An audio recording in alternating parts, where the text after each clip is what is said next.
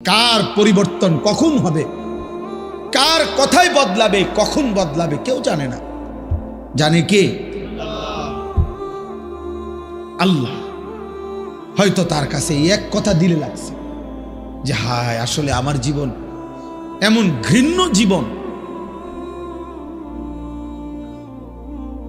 ফুজাইল ইবনে ইয়াজ রাহমাতুল্লাহ আলাই, রাত্রি গভীরে উনি বড় ডাকাত সর্দার ছিলেন। তো গভীর রাতে উনি ডাকাতি করতে গেছেন। রাশিয়া সামারকান্দের বড় ডাকাত, পৃথিবীর একজন বড় বিখ্যাত ডাকাত সর্দার ছিল তিনি। তো রাত্রিবেলা যখন গভীর রাতে এক বাড়িতে ডাকাতি করতে ঢুকছে আল্লাহর কুদরতে, দরজার সামনে গিয়ে যখন দাঁড়াইছে তখন শুনতেছিল বাড়িওয়ালা ওই সময় আল্লাহর কোরআন পড়তেছে। আমার কাছে আরবি কিতাব আছে, কিতাবে লিখছে আজ-জুহাদু মিআতুন, ওই কিতাব। তো এটা বাংলা অনুবাদ হয়েছে দুনিয়া বিমুখ শতমনীষী, অসাধারণ কিতাব। তো রাহনুমা প্রকাশনী। তাই উনি দরজায় দাঁড়াইয়া শুনতেছে যে বাড়িওয়ালা ভিতর থেকে ওই ঘরের বুড়া মিয়া আল্লাহর কোরআন পড়তেছে। আলাম ইয়ানি লিল্লাযীনা আমানু আন তাখশা কুলুবুহুম লিযিকরিল্লাহ। আল্লাহ বলছেন, আমার মুমিন বান্দা, আমি আল্লাহর শরণ, আমার বন্দিগি, আমার জিকির, আমার ইবাদতের জন্য তোমার মনটা নরম হওয়ার, অন্তরটা নরম হওয়ার সময় আজও কি হয়নি? আজও হয় নাই বান্দা? আর কোনোদিন আমাকে সেজদা দিবা না? আর কোনোদিন আমার নামাজ পড়বা না? তাহলে আর কোনোদিন হালাল খাইবা না? আর কোনোদিন নারী পর্দা করবা না তুমি? আল্লাহ যেন ভেবে আমগরে বলে, দিনের পর দিন যে ফজরের নামাজ পড়ে না, আল্লাহ যেন তাকে ডাক দিয়ে বলে, বান্দা তাহলে কি আর কোনোদিন ফজরের সেজদা দিবা না? প্রতিদিন যে গালিগালাজ করে, আল্লাহ যেন বলে, বান্দা তাহলে কি আর কোনোদিন এই গুনাহ ছাড়বা না? এভাবেই বলে যাইবা, এভাবেই আমি আল্লাহকে কষ্ট দিবা?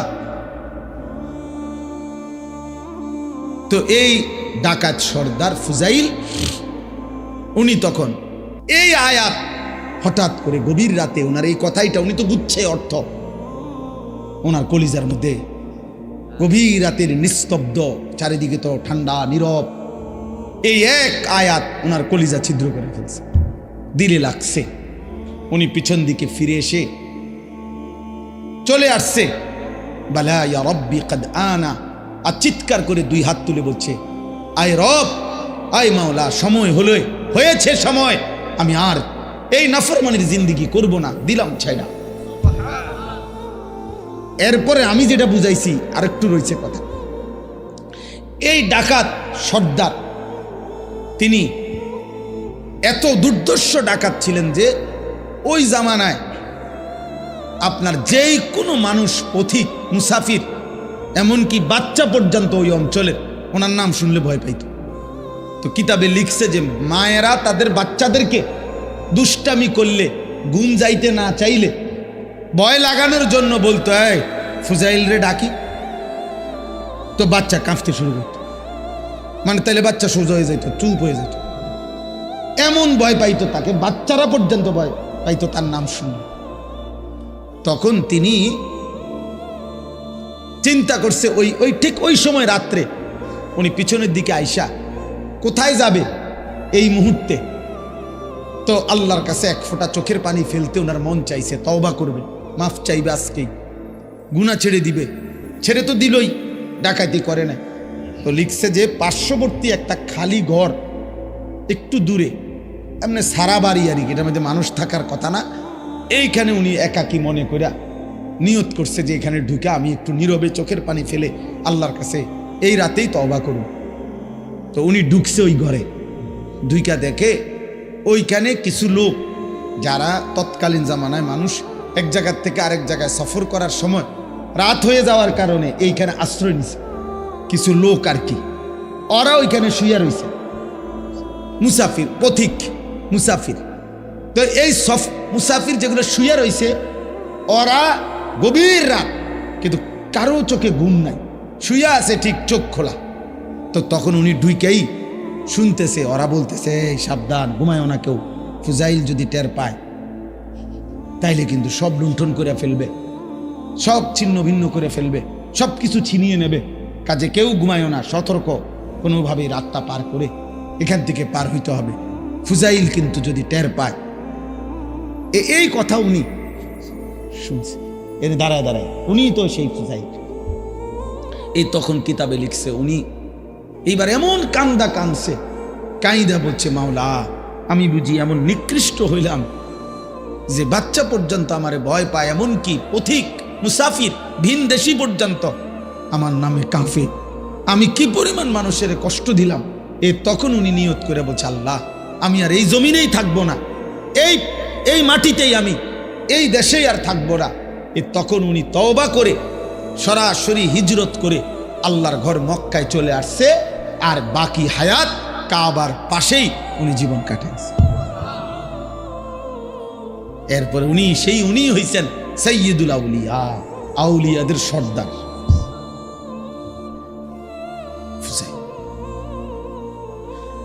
তাইলে বললাম আর কি যে কোনো কথা, কোনো এক আচরণ, কোনো এক শব্দ অনেক সময় চেঞ্জ করে ফেলে, জীবন তোলপাড় করে ফেলে, জীবন পরিবর্তন করে ফেলে। আল্লাহ তোমাদেরকেও বদলে দিক। তোমরা যারা কিশোর ছেলে, নওজোয়ান ছেলে, দোস্ত তোমার জীবনের কদর করা উচিত। তোমার কথা কেউ মনে করবে না, তুমি নষ্ট হয়ে গেলে ধীরে ধীরে তোমার জীবন, তোমার চরিত্র, তোমার আখলাক, তোমার লজ্জাস্থান, তোমার শরীর, তোমার কোমর, তোমার যৌবন তুমি শেষ করে দিলে খোদার কসম কেউ মনে করবে না। এই যে মেয়েরা ঘুরছে তোমার সামনে সামনে, যে নর্তকীরা তোমারে দেখাইছে শরীর, যে অসভ্য মোবাইলের বেহায়া নারী তোমার শরীর দেখাইছে, তোমার জীবন শেষ করে দিছে, ওই হাইওয়ান নারী জীবনেও কোনোদিন তোমার খবর নেব না। আল্লাহ তাআলা বলতেছেন যে আমি তোমরা যাদেরকে অর্থবিত্ত, সহায় সম্পদ, টাকা পয়সা, ধন দৌলত দুনিয়াতে দিয়ে যাচ্ছি, তোমরা এটা ভেবো না। আল্লাহ বলে নাফরমান মনে মনে ভাবতেছে আল্লাহ তাও আমার উপরে রাজি, নইলে আমার এটি দেখা,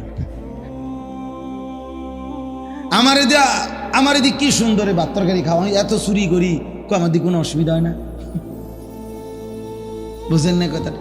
আমি এত সিটারি করি, আমার দিকে কোনো অসুবিধা, কত সর্দিও হয় না, কত ভালো মানুষ দিয়ে দেখি আজ 10 বছর বিস্তার করে রয়েছে, লড়তেও পারে না। আমরা কি কারবারটা কি? আবু লাহাব মক্কার কাফের, নাম শুনছেন না আপনারা? নবীজি সাল্লাল্লাহু আলাইহি সাল্লামের বিরোধিতাকারীদের মধ্যে সবচেয়ে বেশি বিরোধিতাকারী যে কয়েকজন, এর মধ্যে একজন আবু লাহাব।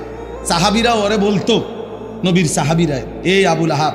আবু লাহাবের একটা বদ অভ্যাস ছিল, নবীজি যেখানেই কাউকে কালেমার দাওয়াত দিতেন, মানে কাউরে ইসলাম বুঝাইতেছে মনে করেন, হে পিছন থেকে একটু দূরের থেকে ওর দিকে তাকাইয়া কইতো সাবধান, ধরা খাইও না, একবারে মারারিবা, আর বিড়ি খেতে পারতা না, ইতান হইলে সিটারি যে করতে এত সুন্দর, রিডিহার করতে পারতা না, রেডি সাউন্ড, নাটক সাউন্ড, সিনেমা সাউন্ড, এটি সব ছেড়ে দিতে হইব এই মৌলবীর কথা শুনলে।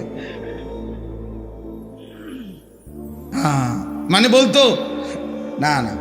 এরপরে নবীজি সাল্লাল্লাহু আলাইহি সাল্লাম সরে গেলেই এই বেঈমান ওই লোকের কাছে গিয়ে বলতো, কি কইছে, এই কইছে তোরে না, সাবধান, এডি কইয়া হে বিরাট বড় জাদুকর, নাউজুবিল্লাহ, অনেক বড় গণক, একটা ফেস তাকাই দিছে সমাজটার মধ্যে, কয় যে আমাদের পুরাটা এলাকা নষ্ট করে লাইছে, মায়ের লগে এখন আর ফুতের মিল নাই, ফুতের লগে মার মিল নাই, স্বামীর লগে স্ত্রীর মিল নাই, বাপের লগে ফুতের মিল নাই, একটা বেড়াছাড়া লাগাই দিছে, নাউজুবিল্লাহ। এইভাবে সে বলতো।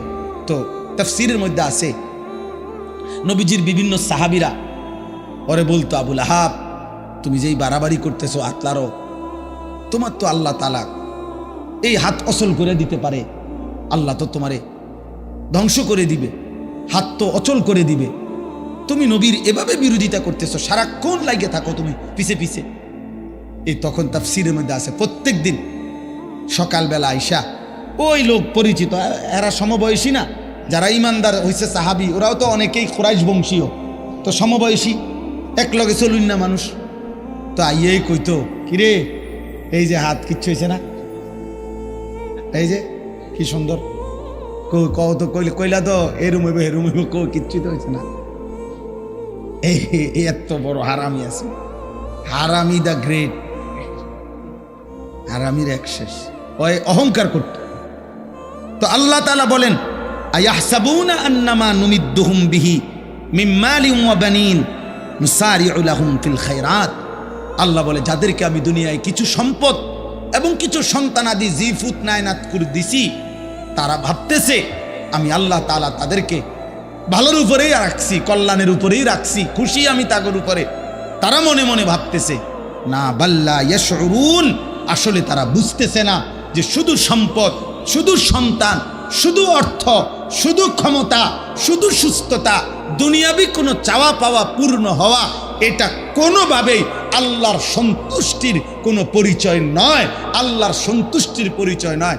বাঘের, সিংহের, গরুর, ছাগলের কোনোদিন সর্দিও হয় না, কাশিও হয় না, ব্যায়ামও হয় না, ফেড়ে ব্যথাও হয় না, ডায়াবেটিসও নাই, গ্যাস্ট্রিকও নাই, কিচ্ছু নাই। তাহলে তো আল্লাহ তাআলা সবচেয়ে বেশি সন্তুষ্ট জানোয়ারের উপর, নাকি? কথা বলে না কেন? তাহলে এইটা নেই, পেটে অসুখ, মাথা ব্যথা নাই, ভাত খাইতে আসি, ঘুম যাইতে আসি, এটাই যদি প্রমাণ করে আল্লাহ সন্তুষ্টি, তাহলে তো জন্তু জানোয়ারের এগুলো আরো বেশি পূরণ হচ্ছে। হ্যাঁ, কোনো হাসপাতাল নাই, চিকিৎসা এত বেশি কিছু নাই, অতএব এটা না। আল্লাহ বলছে বল্লা ইয়াশউরুন, না না, নাফরমান বান্দা বুঝতেছে না, ও বুঝতেছে না। ভাত খাইতে দিচ্ছি বলে, ঘুম যাইতে দিচ্ছি বলে, আমি এটা প্রতিদিনের জন্য বলি যে আরে ভাই, কেউ কেউ আসো তোমরা ছেলেরা, হয়তো মনে করছো কোনো রোগ নাই, শোক নাই, কেউ বাধা দেয় না, সব মন মতো চলতেছে, মন মতো তুমি ভেবেছ এভাবেই চলবে। না না, আল্লাহ বলে দুনিয়ায় ভালো থাকা, দুনিয়ায় একটু আরামে থাকা, এটা আমি আল্লাহর সন্তুষ্টির পরিচয় প্রমাণ নয়। আমি তো কাফের বেঈমানকে দুনিয়া অনেক ভালো থাকতে দিছি, অনেক সম্পত্তি দিয়ে ভরপুর করে দিছি, অতএব এগুলো কি আমি আল্লাহর সন্তুষ্টির জন্য দিছি? কথা বলেন না কেন? তাহলে এটা না। দাওয়াত গত বছরও দিনাজপুর হুসাইন ভাই খুলনাতেও, হ্যাঁ, দাওয়াত দিয়ে সারছি, শুনছে 20 মিনিট কথা বলার পরে ওরা 3 ছেলে আমার বলতে, হুজুর আমরা তো হিন্দু, কিন্তু আমার কথা পুরো শুনছে, হ্যাঁ, মনোযোগ দিয়ে শুনছে। আমি বলছি ঠিক আছে ভাই, কোনো অসুবিধা নাই, মালিকের কথাই বলছি, তোমার সৃষ্টিকর্তার কথাই তোমারে শুনাইছি। সেই দিন এক মৌলানা সাহেব রংপুর থেকে খবর পাঠাইছেন যে একটা মাহফিলের ডেট দিতাম। কেন এত দরকার হইল? উনি বলছেন যে এক ওই বাজারের হিন্দু ছেলে, ওর কথা হইল হুজুর, এই হুজুর রে দাওয়াত দেন। আলহামদুলিল্লাহ। তো বললাম আর কি, যে এটা যে তুমি তো ভাই মুসলমান, আমরা মুসলমান, আপনারা আমরা মুসলমান, আমাদের মায়েরা, আমাদের বোনেরা, আমাদের বিবিরা, আমাদের ঘরে যারা যেই সমস্ত মহিলাগুলো আছে, ওরা মুসলমান না? কথা বলেন না? তো ওরা নামাজ পড়বে না কেন? ওরা পর্দা করবে না কেন? আমরা মুসলমান যদি হালাল না খাই তো কে খাবে হালাল? আমরা যদি হারাম না ছাড়ি তো ছাড়বেটাকে? সুদ যদি হারাম আমরা মনে না করি তো কার জন্য সুদ হারাম করছে? হিন্দুর জন্য, ইহুদির লেগা? কার জন্য? তো তাইলে আমরা মানবো না তো কে মানবে? ফেরাউন বাদশা থাকা অবস্থায় তো কি মারা গেছে, নমরুদ ক্ষমতা থাকা অবস্থায় মারা গেছে কিনা, কারুন সম্পদ থাকা অবস্থায় ধ্বংস হয়েছে কিনা? তো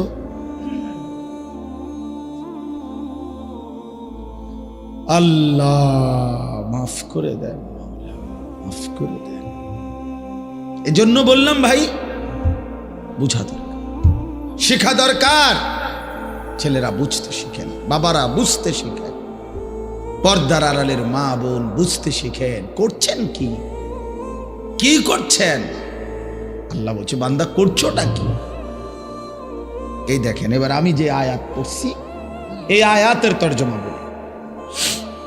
এখানে আমি কোরআনুল কারীমের 18 নম্বর পারা, কোরআনুল কারীমের 23 নম্বর সূরা, সূরাটার নাম সূরা মুমিনুন। এই সূরার 6টা আয়াত 57, 58, 59, 60, 61, 62 এই 6টি আয়াত তেলাওয়াত করেছি শুরুতে। এই 6 আয়াতকে সামনে রেখে আমি মূলত আর অল্প কিছু কথা আরজ করতে চাই। আল্লাহ তাআলা আমাদেরকে তৌফিক দান করেন। এখানেই বাকায়দা ইনশাআল্লাহ সুন্দরভাবে সময় দিয়েই নামাজ হবে, এজন্য হুড়াহুড়ি করার উঠাউঠি করার কোনো দরকার নেই। এখানে পিছনের 2টা আয়াতের একটু তর্জমা বুঝার জন্য আর কি পিছনের 2টা আয়াতের অর্থ বলতে হবে। এর আগের 2 আয়াত, এই আগের 2 আয়াত হলো 55, 56। আয়াহসাবুনা আন্নামা নুমিদ্দুহুম বিহি মিন মালিন ওয়া বানিন নুসারিউ লাহুম ফিল খায়রাত বাল লা ইয়াশউরুন। এই লোক এই পৃথিবীতে যাকে আল্লাহ তাআলা নিয়ম মাফিক খাদ্য খাবার, অর্থ সম্পদ, স্ত্রী সন্তান, দুনিয়াবি পদ পদবি মনে করে সব কিছু নিয়ম মাফিক সুন্দর মতো দিতে আছে, খাইতেছে আরামসে, ঘুমো যাই। ওই ভাই, এই টুপিওয়ালা ভাই, আপনি মোবাইলটা নামান। নিজের জন্য শুনলে ভালো ছেলেরা বাবা, তাইলে তুমি আমি এই যে আমরা এখন বলছি এর মানে কি, তুমি আজকে 1 ঘন্টার ভিতরে আব্দুল কাদের জিলানী হয়ে যাবা, কিন্তু বিবেক জাগে কিছুটা হইল কলিজার মধ্যে একটা কি তৈরি হয়, দম অনুভূতি তৈরি, আহারে যে ঠিকই তো কইল হুজুরে, আমরা কি করছি। এতে করে আল্লাহ যদি পছন্দ হয়, আল্লাহ বলবে যা বান্দা, আফসুস যেহেতু করলি আমি তোরে আমলের তৌফিক দিয়ে দেব, যা। তো এটা ভালো না? হযরত ওমর রাদিয়াল্লাহু তাআলা আনহু যখন নবীজি সাল্লাল্লাহু আলাইহি সাল্লামকে হত্যা করতে রওনা দিছে, তো পথিমধ্যে ওনার বোন আর বোন জামাই ওনারাও কালেমা গ্রহণ করছে শুনে অগো বাড়িতে গিয়ে আগে অগরে কন্যাইছে, এমন মারা মারছে, মারতে মারতে ওরা যখন রক্তাক্ত হয়ে গেছে, তখন ওনার বোন, ওমরের বোন ফাতেমা, বোনের নাম ছিল ফাতেমা, এই ফাতেমা ওমরের বোন একটা কথা বলে উঠছে যখন রক্ত পড়ছে গায়ে, তখন সে বলছে, ওমর আমি কি তোমার বোন নই? আমি কি এক মায়ের সন্তান না? তাহলে তুমি আমার রক্ত প্রবাহিত করার অধিকার তোমারে কে দিবে? আমি কি এক মায়ের সন্তান না? এই ওমর রাদিয়াল্লাহু তাআলা তখন থেমে গেছে, কাঁপ দিয়ে উঠছে, ইন্না লিল্লাহি, তো আমার আপন বোন, আমি ওরা মানলাম কেন? রক্ত ঝরাইবার অধিকার আমি কেমনে পাইলাম? এরপরে ওমর রাদিয়াল্লাহু তাআলা থাইমা গেছে, থাইমা উনি এবার একটু থাইমা আরে বলছে, বোনেরে তাহলে হন, আমি যে সময় ঢুকছি এই সময় কি জানি পড়তেছিলি, এটি ক, কি পড়তেছিলি ক, এটা শোনা। আমার মনে হয় আর কি মালিক আসমান থেকে বলতেছে, ওমর ঠিক আছে, এবার হেদায়েতে দিয়ে দেব, যা হেদায়েতে দিয়ে দেব, যা শুনতে চাইছো তো যাও, ঈমান দিয়ে দেব। তে এইবার কোরআনুল কারীম শুনাইছে ওমরকে 2-4 আয়াত সূরা তাহা, এই সূরা থেকে ওমর রাদিয়াল্লাহু তাআলা আনহু বলছে, থামো, আর লাগবে না, বইছে বুঝছি। কি বুঝছো? বলছে চলো। বোনকে বলছে, বোন জামাইরে বলছে, হযরত খাব্বাব ইবনুল আরাত উনিও ছিলেন এখানে, আড়ালে লুকায় ছিলেন, তিনি মূলত পড়াইতেছিলেন। তো মূলত কোরআন শরীফ তেলাওয়াত করছে উনি, খাব্বাব রাদিয়াল্লাহু তাআলা। তো বসে চলো সবাই চলো, কই যাবা? মুহাম্মদের দরবারে চলো, নবীজির দরবার। কি করবা? হেনে খোয় এখন তোমরে লইয়া আর গর্দান নেব না, নিজের গর্দানি মুহাম্মদের কদমে দিয়ে। তো কালেমা পড়ে মুসলমান। ওই যে একটু থাম, একটু কইছে কথা এটা, আচ্ছা ক দেখি কি বলছে, কি পড়ছিলা কও, এটি শুনা। তো গইছিল তো গোসা কইরা, আল্লাহ বলছে যায় এই অবস্থায় হেদায়েত দিয়ে দেব। এরকম অসংখ্য ব্যক্তি ইসলামের ইতিহাসে ঘটনা আছে, যারা অবচেতন মনে হয়তো খামখেয়ালি করে, অবহেলা করে, অথবা অবজ্ঞা করেও তুচ্ছতাচ্ছিল্য করেও আল্লাহর কোরআন অথবা রাসূলের হাদিস শুনছে বা শুনতে চাইছে, কিন্তু মালিক ইচ্ছা করে বলছে যা এই অবস্থাতে হেদায়েত দিয়ে দিলেন। কে কখন বদলাবে, কে কখন পরিবর্তন হবে, এটা কেউ বুঝে না। সেদিন আমি এক জায়গায় মাহফিলের পরে 2 দিন পরে ওইখানকার এক মাওলানা সাহেব আমারে বলল, কয় হুজুর আমনে গতকাল আমাদের মাহফিলে রাত্রে বলছিলেন যে কিতাবের মধ্যে আছে ফজরের নামাজ, আমি বলছিলাম আর কি যে ফজরের নামাজ যে পড়ে না, এই ফজরের নামাজ যে পড়ে না তারে সকালবেলার যেই কুত্তা চোখ মেলে, এই কুত্তা আল্লাহর কাছে বলে আল্লাহ আমি চোখ মেলতেছি তোমার দুনিয়া দেখব, তবে মাওলা তোমার কাছে ফরিয়াদ আমি যেন কোনো বেনামাজি ফজরের নামাজ পড়ে নাই তোমার এমন কোনো নাফরমান বান্দারে যেন না দেখি। এজন্য ফজরের নামাজ যে পড়ে না তারে সকালবেলা তারে কুত্তা পর্যন্ত দেখতে চায় না, তারে কুত্তাই ঘৃণা করে, কুত্তাই ঘৃণা করে, কুত্তা কুত্তা তারে দেখতে চায় না। তো আমি এই কথাইটা এমনি কইলাম, এমনি কইছি, আমি আমার ওয়াজ শেষ করে চলে আসছি। তো এইখানে এক শ্রোতা ছেলে ছিল, ছেলে বা একটু মাঝ বয়সী 30-40 বছর হবে। ওই মাওলানা বললেন, পরের দিন দুপুরবেলা ওই লোক আইসা ওনার কাছে বলছে, হুজুর আমি তো ওয়াজের পরে আর সারাটা রাত ঘুমাইতে পারছি না।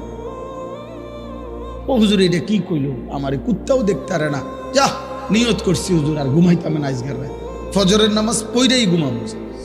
কয়ের পরে ফজর পড়েই ঘুমাইছে। তো মালিকের ইচ্ছা, অথচ এই কথা তো কতবারই বলছি। তো কার পরিবর্তন কখন হবে, কার কথাই বদলাবে, কখন বদলাবে কেউ জানে না, জানে কে? আল্লাহ। হয়তো তার কাছে এক কথা দিলে লাগছে যে হায় আসলে আমার জীবন এমন ঘৃণ্য জীবন। ফুজাইল ইবনে ইয়াজ রাহমাতুল্লাহ আলাই, রাত্রি গভীরে উনি বড় ডাকাত সর্দার ছিলেন। তো গভীর রাতে উনি ডাকাতি করতে গেছেন। রাশিয়া সামারকান্দের বড় ডাকাত, পৃথিবীর একজন বড় বিখ্যাত ডাকাত সর্দার ছিল তিনি। তো রাত্রিবেলা যখন গভীর রাতে এক বাড়িতে ডাকাতি করতে ঢুকছে, আল্লাহর কুদরতে দরজার সামনে গিয়ে যখন দাঁড়াইছে, তখন শুনতেছিল বাড়িওয়ালা ওই সময় আল্লাহর কোরআন পড়তেছে। আমার কাছে আরবি কিতাব আছে, কিতাবে লিখছে আজ-জুহাদু মিআতুন, ওই কিতাব। তো এটা বাংলা অনুবাদ হয়েছে, দুনিয়া বিমুখ শতমনীষী, অসাধারণ কিতাব। তো রাহনুমা প্রকাশনী। তাই উনি দরজায় দাঁড়াইয়া শুনতেছে যে বাড়িওয়ালা ভিতর থেকে ওই ঘরের বুড়া মিয়া আল্লাহর কোরআন পড়তেছে, আলাম ইয়ানি লিল্লাযীনা আমানু আন তাখশা কুলুবুহুম লিযিকরিল্লাহ।